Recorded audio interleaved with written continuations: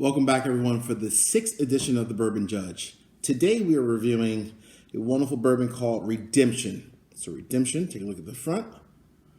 This is the High Rye Bourbon Redemption. And take a look at the back. All right. So Redemption comes from the Deutsch family. They're actually technically really known more for their wine. They make a ton of different wines, but we're not here to talk about wine. We're here to talk about bourbon. So Redemption is one of the brands that they make from a bourbon standpoint. And they have, obviously, on the Redemption brand, about 6 or 7 different bourbons.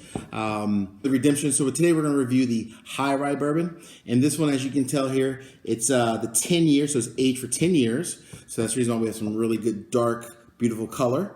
Also, from a proof standpoint, this one is, let's take a look, 114.4. So very strong. Again, this is barrel proof. So that means that once the bourbon enters the barrel, there's no water, there's nothing to cut the actual bourbon itself to kind of reduce the proof, right?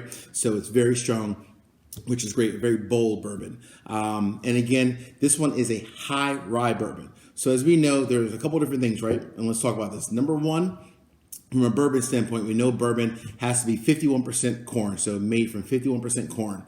High rye bourbon means that the second ingredient is primarily rye. And that's exactly what we have in this case. And then there's rye whiskey, which is truly just made primarily from rye. But in this instance, this is truly a bourbon where the second ingredient is rye. So let's kind of go ahead and get into it a little bit. Again, we talked about the aging. The age on this one is 10 years. From a price standpoint, you can find this anywhere from about $95 to maybe $110, just kind of depends on where you live. And then from an availability standpoint, it's actually pretty simple, pretty easy to find. I found it here in the Northeast. I have some friends down south that drink this as well. They found it down there and out west as well. So pretty easy to find, I think, from an availability standpoint. But let's go ahead and get into what I think everyone really cares about, which is the taste, right? How does it taste? So let's go ahead and take a quick peek at it.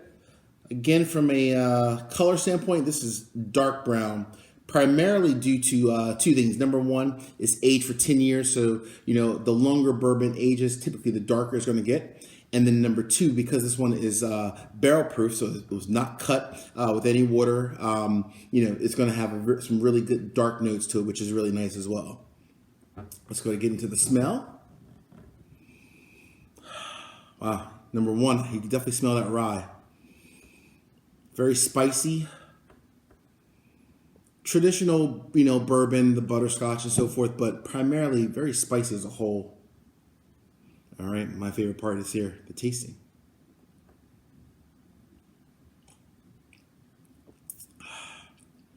Ooh, nice and strong. So from a taste standpoint, you still pick up, some butterscotch.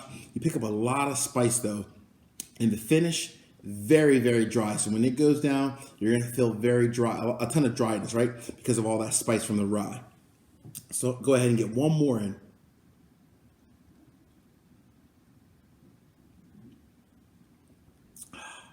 Not bad, not bad. Ooh, you definitely feel that spice again. Again, so Redemption, good bourbon. This is the High Rye. Again, this one is $100, right?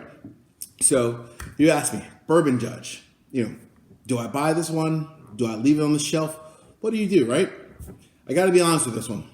This one, judgment's in. This is a no buy. Leave this one on the shelf. I'm going to tell you the reason why, all right?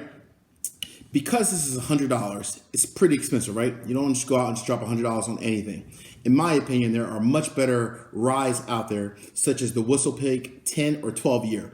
For $100, I would rather buy the Whistle Pig 10 year, or even maybe a little bit more expensive, the Whistle Pig 12 year, which you can probably get for like $115, $120. I would buy that before buying this. So the reason why I'm giving this one a no buy is because the price point. It's a good bourbon, but the price point doesn't make sense. It probably should be anywhere from $60 to $75. It's probably more in line with the quality of the bourbon itself compared to some other really good ryes out there. So for this one, we're going to leave it on the shelf. I got to be honest with you guys. Can't tell you that you got to buy everything, right? This is one I would probably not buy unless, you find it for cheaper or someone gives it to you. Then maybe you would keep it. Other than that, thanks as always for for joining and subscribing to the channel. Please make sure you do subscribe if you haven't already. Thanks for watching the video, and we'll be back next week. Take care.